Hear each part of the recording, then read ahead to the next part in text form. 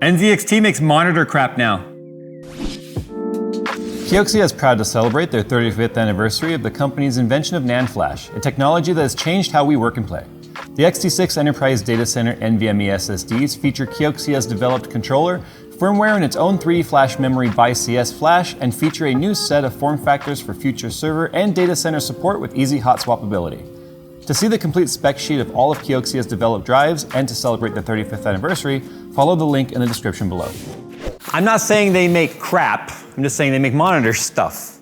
I don't know if it's crap yet. I haven't actually opened the boxes. That's what we're doing today. So in this year's segment of companies you never thought would make monitors now making monitors, we've got the new Canvas system here from NZXT. So there's currently two monitor SKUs. We've got the Canvas 32Q and the 27Q. So basically the numbers just correlate with the size of the screen. So this is a 32-inch QHD, which is what the Q is for. So it's a 1440p panel, 2560 by 1440. This one is a 1500R curve, whereas the 27Q is a 27-inch, again, QHD, 1440p, flat panel. But what's interesting about NZXT's approach to this is it's kind of like a choose your own adventure. So basically you buy the panel itself separate. Doesn't come with a base at all. No stand, no base arm, nothing. Because what they kind of want you to do is choose what sort of base you want. Do you want to go with the standard stand? Well, here's a small monitor stand, which I believe is going to go with the 27-inch. And then we've got the medium monitor stand right here that goes with the 32-inch. And through my super sleuth powers of deduction, if small is for the 27 and medium is for the 32, that means there might be a bigger panel coming. Because what's going to be large? I mean, you wouldn't call this medium if it was small, only two sizes, you'd call this one large, right? So we might actually see a bigger panel, maybe an ultra wide or something coming in the future. That's purely speculation, I have no idea. But what they've also developed are their own monitor arms. So we have the single monitor arm right here, and then down here, we have the dual monitor arm. So if you go on the NZXT's website and you go to select these parts, you're gonna have to choose from either standard base, single arm, or double arm. If you choose no arm or no stand, and you decheck the checkbox, it does bring up a little prompt that says, hey, you're about to buy just the panel, just so you know you have no way to mount it. But because it is a standard 100 by 100 VESA mount, you can use any other VESA arm that you may already have. So let's say on your desk you already have an articulating arm. Then you would be able to buy just the panel, save a little bit of money and materials by not using a stand that you're just gonna throw in the closet or something. I can't tell you how many stands I have just chilling in the closet. It saves some waste that way, which I think is kind of neat. Now we're gonna talk about the price right off the bat because of the fact that these are actually not as expensive as I kind of expected them to be, considering the fact that NZXT can't possibly be producing as many units as, say, actual, dedicated panel companies that are just making panels all day and that's their main business. So the price of just the panel for the Canvas 32Q is $379. The stand for it is $50. So if you buy it with the stand, it's $429. If you don't get a stand, then it's $379. Now the single monitor arm is $99, so basically $100 USD, and the dual arm is $170. These are pretty pricey considering the fact that there are some very worthy competitors out there on Amazon, like Amazon Basics. I'm gonna tell you right now, our arms, our gas cylinder arms here that are able to hold up the heavy widescreen, ultra wides that we've been using around here that have adjustable gas pistons on them, can hold a lot of weight, and I can tell you right now, they're cheaper than that. So NZXT, I'm not sure how many of these arms you're selling, but I can tell you for the price, there are alternatives to these arms, and I'll put some links down below if you guys are interested via Amazon, especially the ones that we use. You've seen them in my setup videos in the past. So now the 27-inch, it's $319.99 for just the monitor, and it is $359.99 with the stand. So the stand is $40 versus $50. So that's the difference between the small and the medium stand. They are available in white and black. The only thing that changes colors is the back. But with all that out of the way, let's go ahead and start unboxing this stuff and hooking it up. Because in terms of monitor specs, it's pretty standard. So while I'm kind of unboxing this stuff, we'll sort of go through the specs. They're very standard, like I said, 165 Hertz, 1 millisecond response time, FreeSync Premium, and IPS, QHD, where's my knife? So 1440, HDR10. So what I'm liking is that panels with HDR are definitely a lot cheaper now than they used to be. because any of the HDR for the longest time was like at a zero, it's $1,000. This is the white stand that they sent me here. So this is the small stand. This is what we'll be using on the 27-inch. Just a single thumb screw right there. Cable management clips. I do like that we have some cable pass-through in there. Ooh, the little perforations look nice. The finish is a matte finish. So make sure your hands are clean when you're handling it, otherwise you're gonna get grease smudges and finger smudges everywhere. This kind of matches their new high flow series of cases. So big giant perforated holes.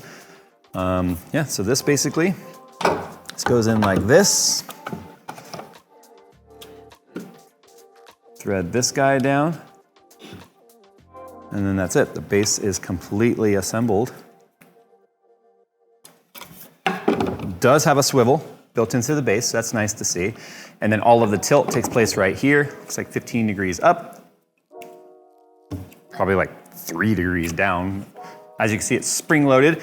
I'm sure this spring tension is basically tuned to the weight of the panel itself, which is the 27-inch. It's probably also why you have a small and a medium. That way this tension that is tuned matches. So if you were to put the heavier panel on here, I wonder if it would sag. And then you do have a decent amount of height adjustment. As you can see, it doesn't stay down though. I have no doubt this spring tension in here is, like I said, tuned to the weight of the monitor so it stays wherever you put it. Speaking of the monitor, we gotta look at that guy now. You know, initial thoughts handling the box here, it messes with my head because we're stuck with the whole like weight equals quality thing, but because there's no stand in the box feels incredibly light, which is something that always kind of messes with your head. All right, so there's our USB 3.0A plug.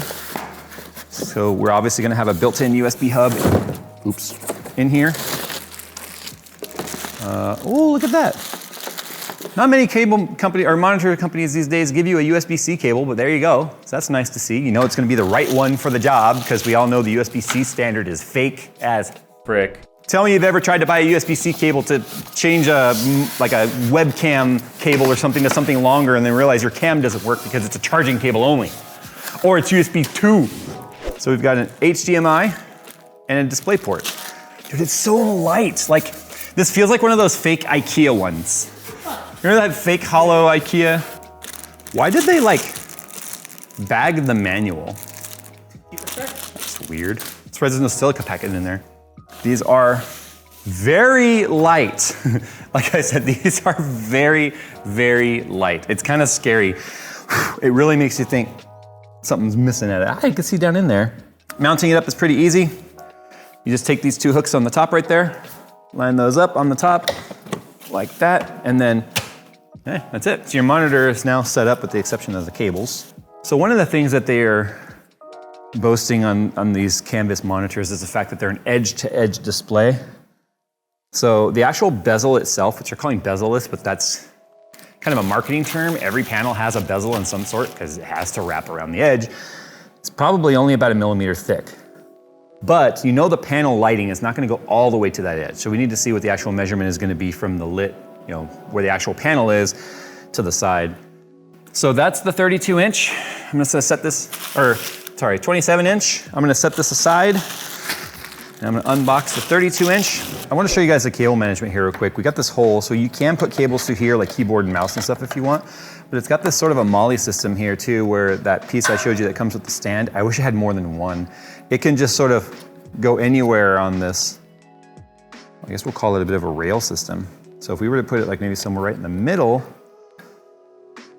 because you want, that is one of the downsides. It just pressure fits in there, but that's fine. Once it's in there, it's not like anything's moving that much on it. I feel like I wish that there was another one on the bottom. That way they could be pulled tight right there. I want to talk about the ports real quick too, since we looked that up. It is one DisplayPort 1.2, and then it has two HDMI 2.0s. So that means you're not going to be hooking this up to your console and getting HDR gaming with your console. But if you don't care about HDR or HDR playback for any of your consoles hooked up to it, then yeah, you should be fine. I mean, again, it is a lesser expensive monitor than a lot of the competitors out there. So these are some of the things that you just give up when you're shopping in this under $500, actually more or less under $400 for the panel itself category. I mean, there's got to be some concessions and That's where some of it is. But it does also have USB-C with DP. So we can use the USB-C as a display cable, which is nice. Which makes it, if you're gonna use this hooked up to maybe a base station for your laptop or something, then it's just a single connection to it. And then you have all of your keyboard and mouse and everything can be plugged into the monitor. You have a single connection point with the USB-C to the monitor, making the monitor more or less your like base station. So I like to see this sort of stuff. And I do think that the actual feature set that you get for the price point is not bad at all. The hard part about doing monitor reviews is the fact that you guys can't see exactly what we see with the color. I can tell you right now that so far things seem pretty vivid.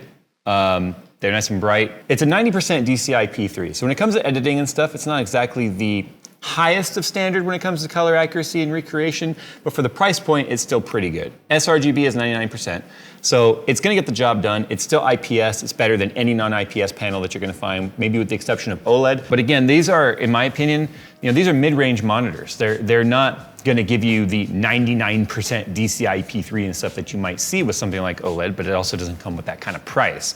The 27-inch does go portrait, I want to point that out. The 32-inch does not, mostly because it's a curved. It's a fairly aggressive curve at 1500R. But anyway, the joystick on the side, the feedback is very high. So what I mean is like when you've actually clicked it. So it's kind of nice to see. It's not all mushy and stuff. One of the things that I'm noticing though is I feel like the 32-inch has a little bit less contrast out of the box than the 27-inch. And I'm not sure if that's just the curve. The curve does create a little bit of glare because we do have a light literally right behind it.